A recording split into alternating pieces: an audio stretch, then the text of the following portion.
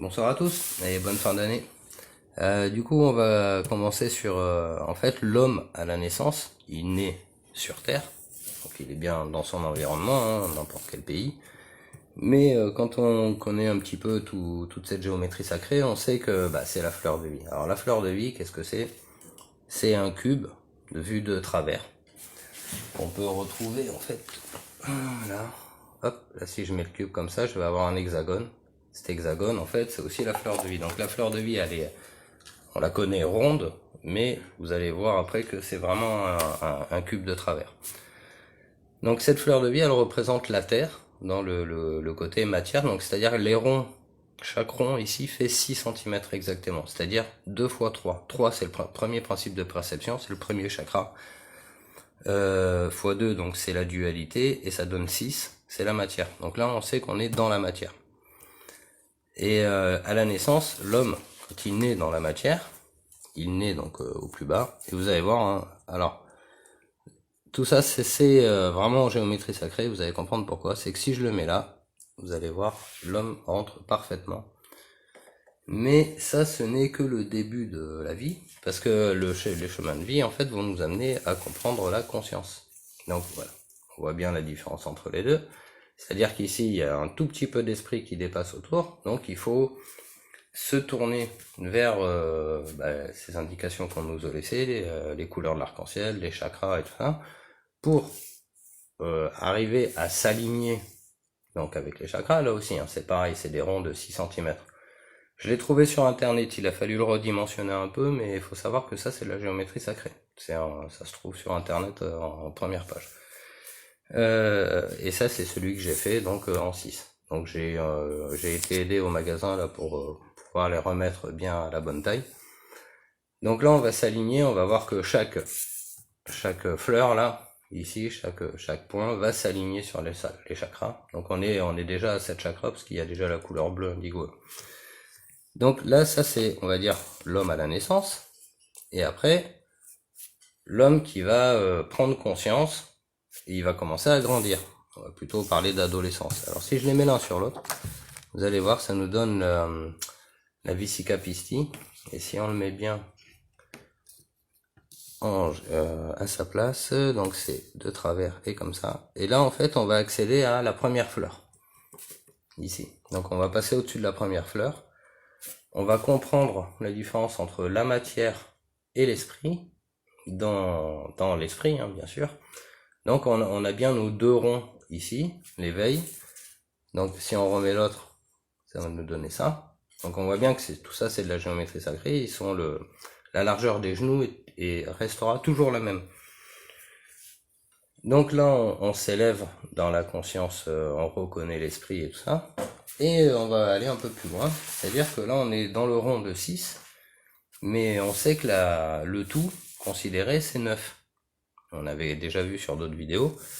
Et donc si on considère le tout, on va faire des ronds de 9. Et voilà, ça va nous donner ça.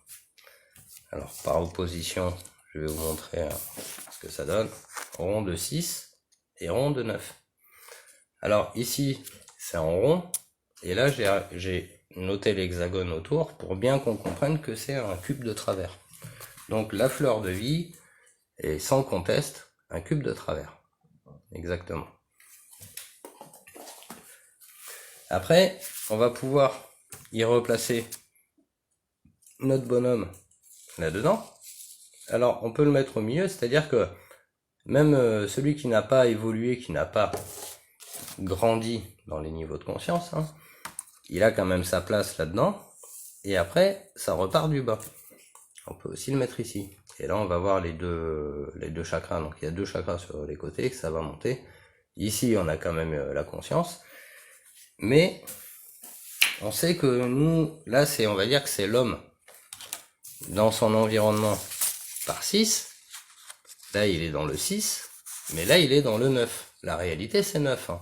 Ça, c'est quand on n'a pas pris conscience de la différence entre le 6 et le 9, qu'on n'a pas séparé la matière et l'esprit. On va se retrouver là.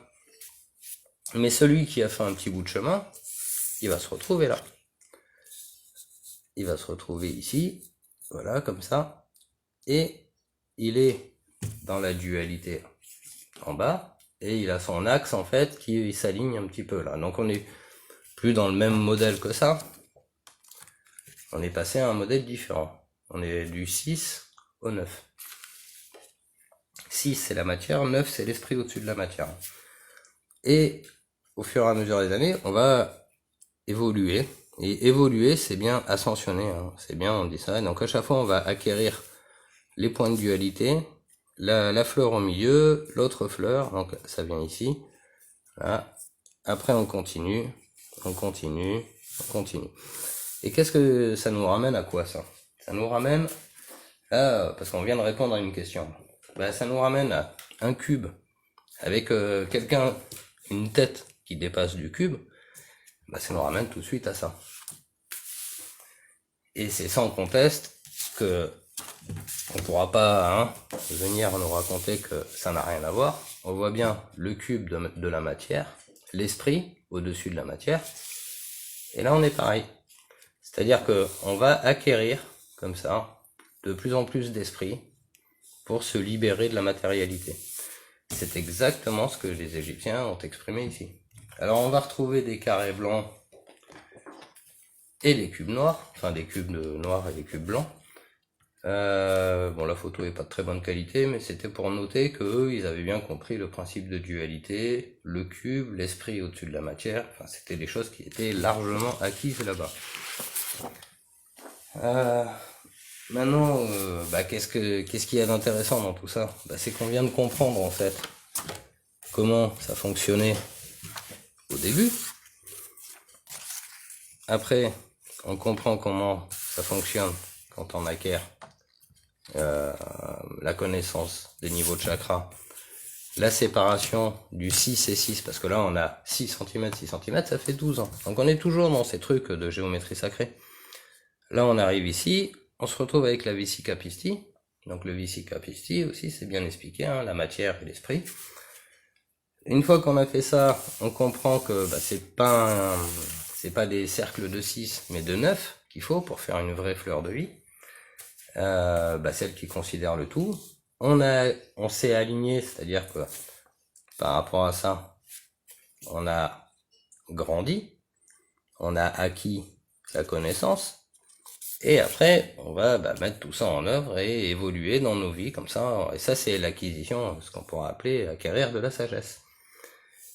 Et là vous voyez bien, hop, si je me mets là, alors si je me mets là, on est plus proche de ce modèle-là.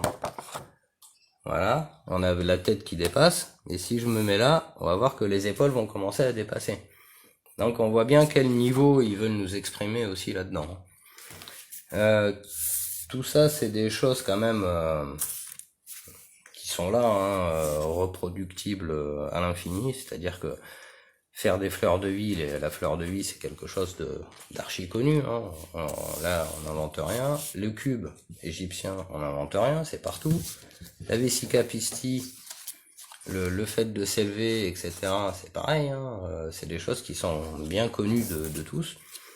Donc voilà, il nous reste plus qu'à faire, plus qu'à mettre ça en œuvre, expliquer aux gens qu'on n'est pas si cons et qu'on n'a pas envie d'être pris pour des cons à l'infini, quoi. Voilà, sur ce, je vais m'arrêter là. Bon, c'est pas mal, 8 minutes. Voilà, j'ai pas beaucoup plus à dire et peut-être j'en referai une sur le sujet, je verrai plus tard. Bonne soirée, au revoir.